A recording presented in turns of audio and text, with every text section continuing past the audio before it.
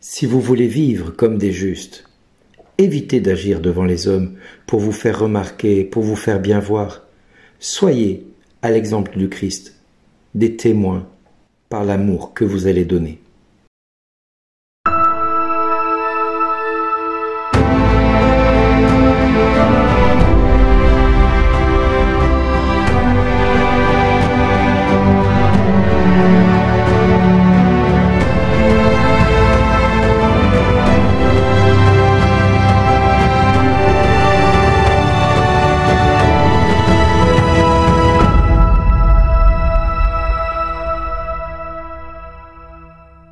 Aujourd'hui, le message vous est adressé par Bernard Dille. Bonjour les amis, Jésus nous invite à agir pour la gloire de Dieu, à avoir comme objectif de plaire à son Père et à notre Père céleste, qui nous aime, qui a donné son Fils pour que nous soyons sauvés et rachetés.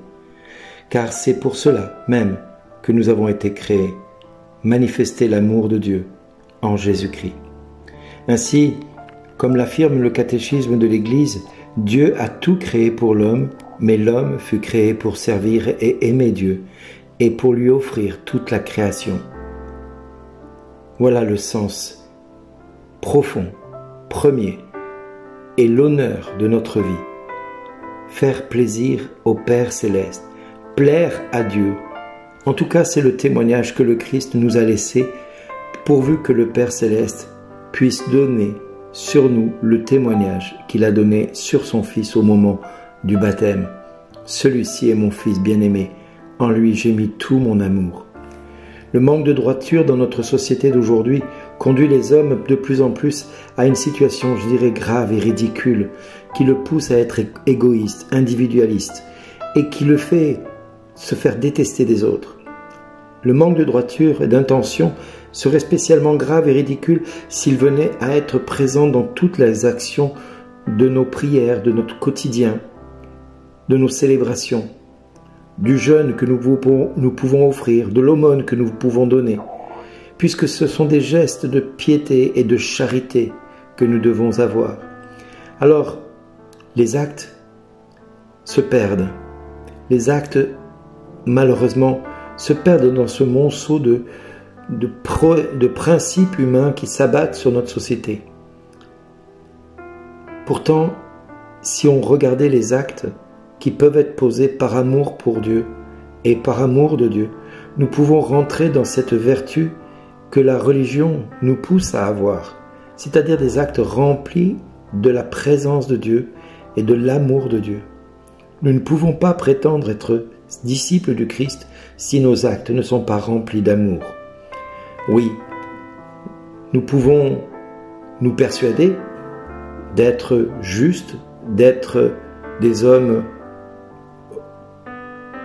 impeccables dans la manière d'être, dans la manière de vivre.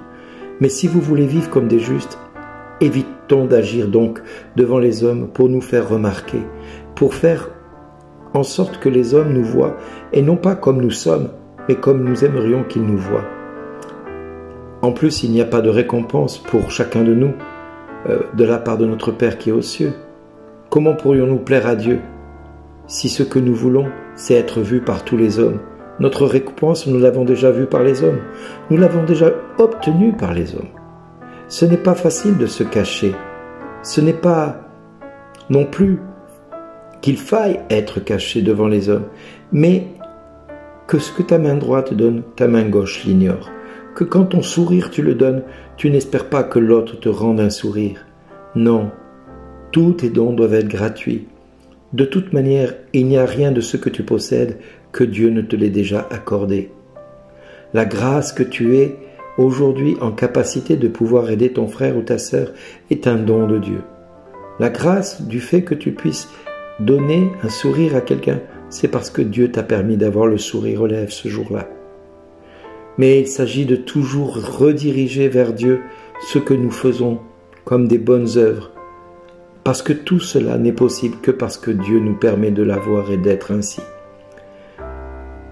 Alors, cela ne fait rien et ce n'est pas grave si les autres nous voient au contraire comme des personnes un peu naïves, voire même un peu ridicules, quand nous donnons un sourire à quelqu'un qui semble invisible pour le reste de la société.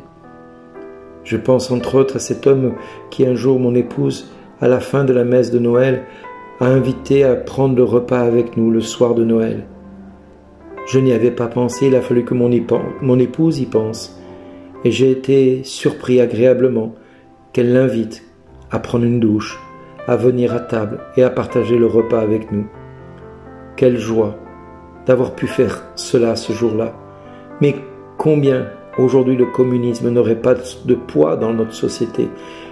Combien de services sociaux n'auraient pas besoin d'exister si chaque chrétien se sentait investi d'un pouvoir qui dépasse les réseaux sociaux, qui dépasse les réseaux humanitaires, qui dépasse les services sociaux, qui dépasse également tout ce qui est parti et influence, je dirais, humaine, caritative. Si chaque chrétien se sentait investi du pouvoir de changer la vie de l'autre par un sourire, par un acte d'amour, par une parole qui l'intéresse et qui manifeste qu'il existe, qu'il a le droit d'exister. Comme vous le remarquez depuis maintenant plusieurs mois, je dis à chaque fin de mes 7 minutes, merci d'exister. Ce ne sont pas simplement des paroles en l'air que je donne.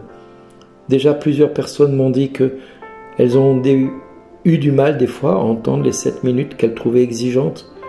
Mais depuis, elles écoutent les 7 minutes. Et vous savez pourquoi? Parce qu'à la fin, je dis merci d'exister.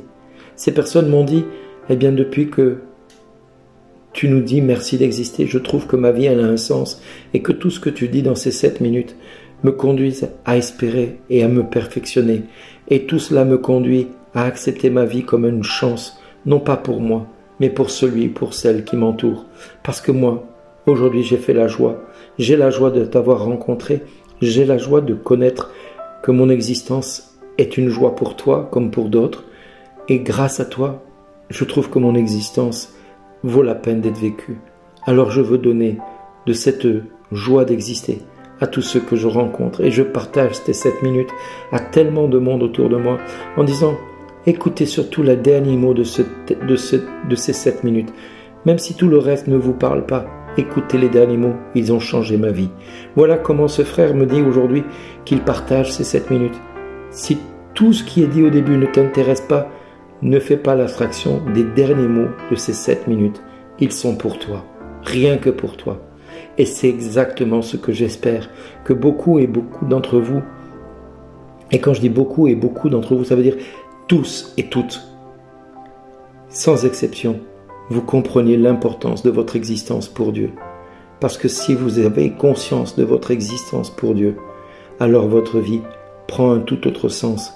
Et vous pouvez examiner avec beaucoup d'attention notre intention dans tout ce que nous entreprenons et à ne pas chercher notre propre intérêt si nous voulons servir le Seigneur, mais plutôt à rechercher ce qui lui plaît, ce qui lui est agréable et surtout ce qui donne à l'autre le droit d'exister et d'être à nos côtés comme frères ou comme sœurs dans le Christ. Et alors à tous et à toutes, vous pourrez dire comme moi, je vous le dis à cette heure-ci, j'ai une très grande joie de savoir que vous êtes là à écouter ces 7 minutes, non pas pour les écouter, mais simplement parce que je vous remercie d'exister. Merci d'exister.